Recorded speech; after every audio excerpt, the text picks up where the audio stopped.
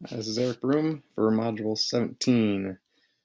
So for my data protocol, we first want to do research.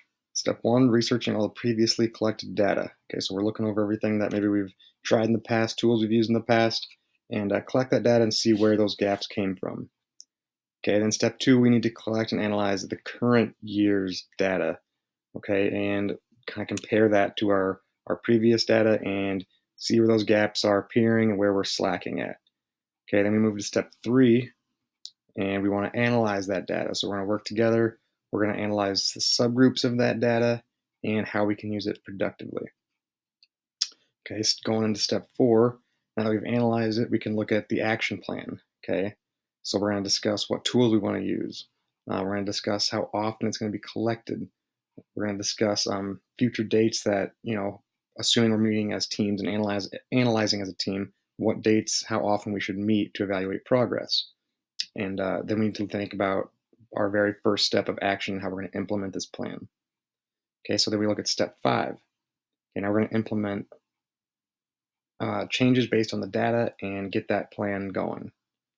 Okay, so now we're going to begin collecting the data. We're going to be focusing in on areas of data that we want to analyze and continually making adjustments before getting too far into that action plan to making sure we are focused in the right spot to be the most effective.